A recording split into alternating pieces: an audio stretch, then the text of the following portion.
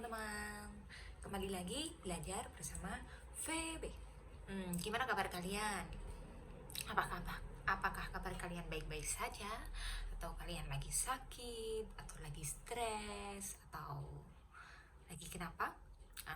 Nah, mari hari ini kita akan membahas tentang pembelajaran 3 ya, bab 1 pembelajaran 3 mengenai apa kabar, ¿cómo estás? Seperti itu.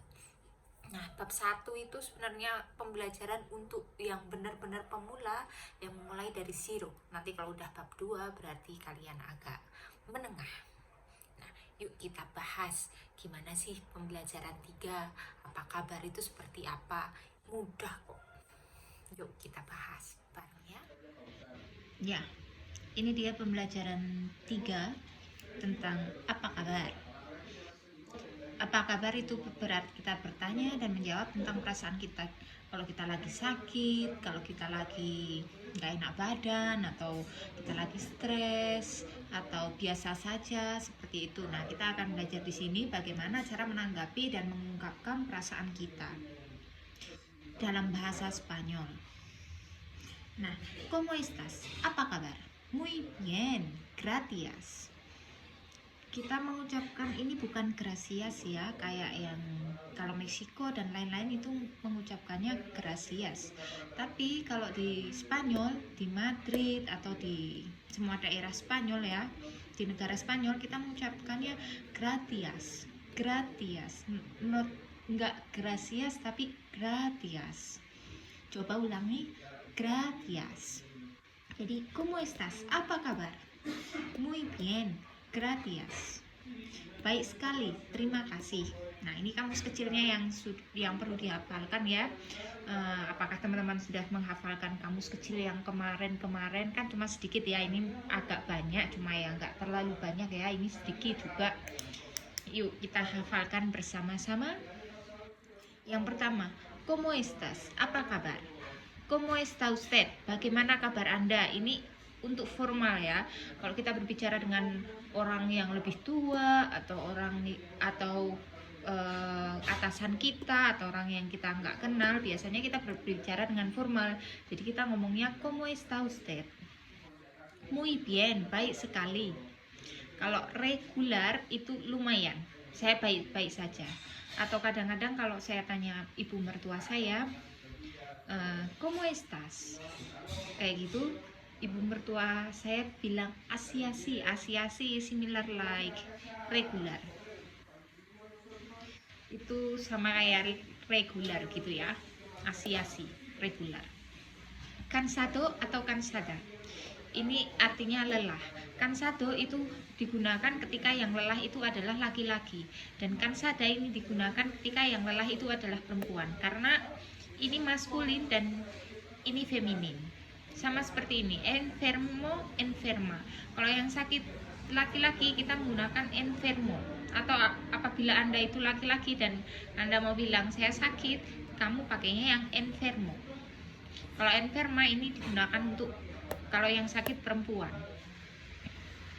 Ada estresado atau estresada. Estresado juga sama ya kayak ini tadi ya. Yang estresado itu kalau maskulin dan estresada ini feminin. Artinya stres.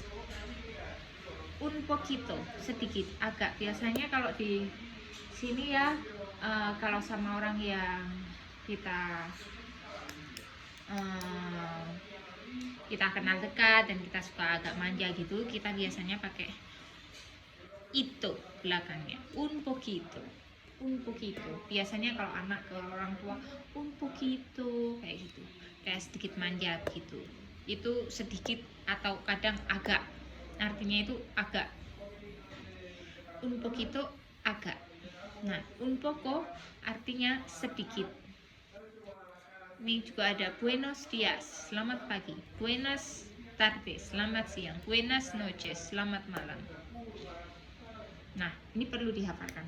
Yuk, sekarang kita lanjut ke halaman berikutnya tentang contoh percakapannya. Yuk, let's. Nah, ini nih contoh percakapannya ya. Ini VB. Hola, buenos días, ¿cómo estás?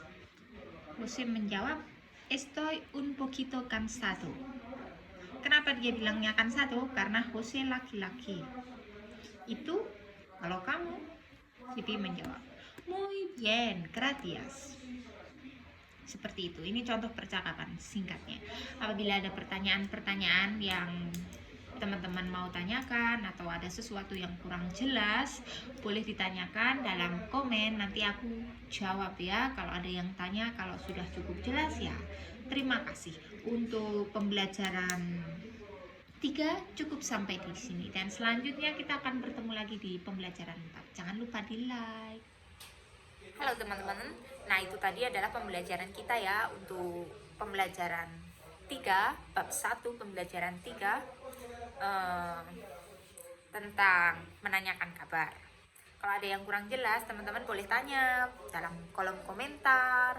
Dan jangan lupa beri like, share, dan juga jangan lupa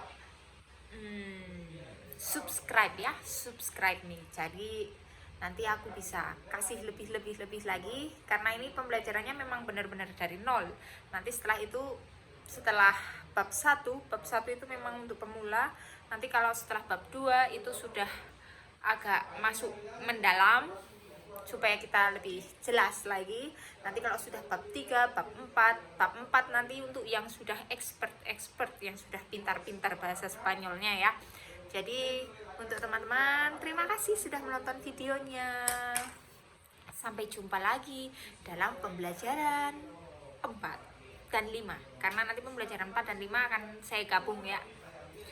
Ciao, hasta luego, adios.